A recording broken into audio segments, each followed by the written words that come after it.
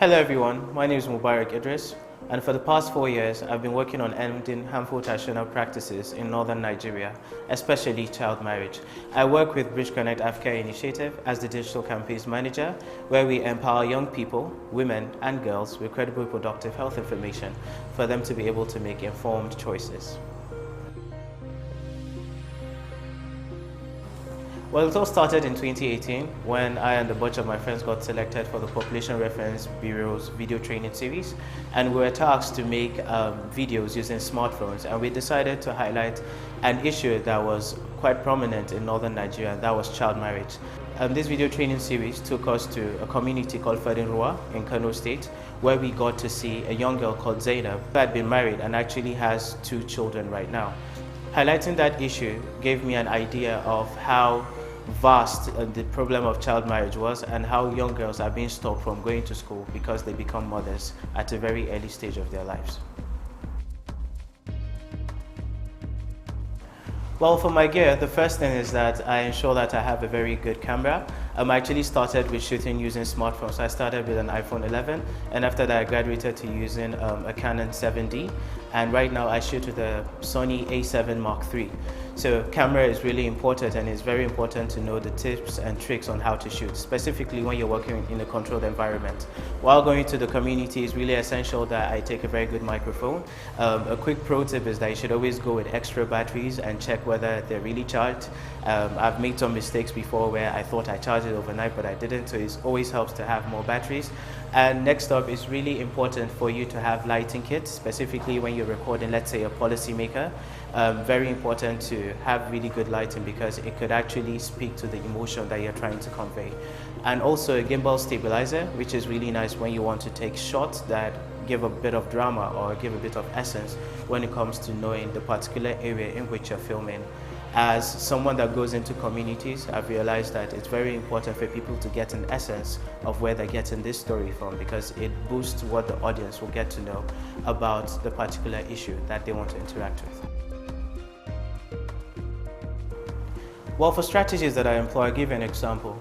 In 2019, we joined the Arewa Me Too movement to actually organize a North Normal rally where we marched to the Kano State House of Assembly to push for the enactment of the Violence Against Persons Prohibition Bill in order to take a stand against sexual and gender-based violence in Kano State.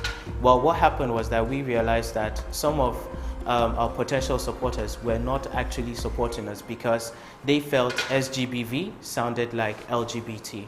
Now, one of the things we actually did after learning that was that we decided to start spelling SGBV in full rather than just write it that way. And we got an upsurge of people that wanted to support us.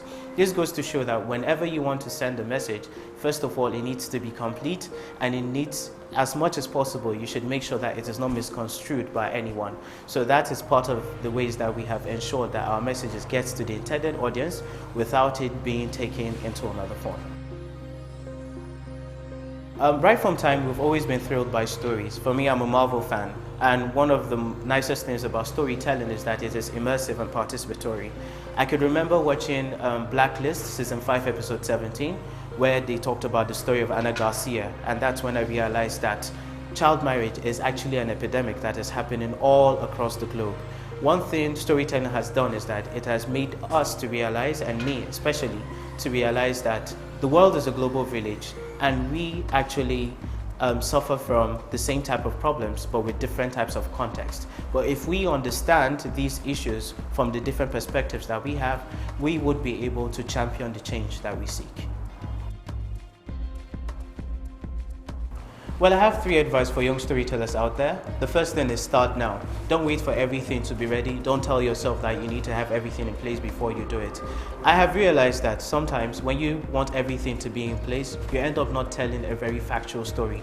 But then the beauty is in the struggle, so you should always ensure that you start and be true to yourself.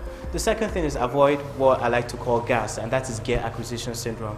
As storytellers and enthusiastic videographers, we used to tell ourselves that, hey, we want to get the best camera, the best microphone, and the best multimedia setup before we start. No, you can't get everything perfectly, especially when you're starting. As you go further, it will be easier to get the best camera that will be able to tell the story that you want. Finally, consent. no matter how beautiful your story is, no matter how wonderful your story is, it is very, very important for you to get consent from everyone that will be in your video. Have written consent.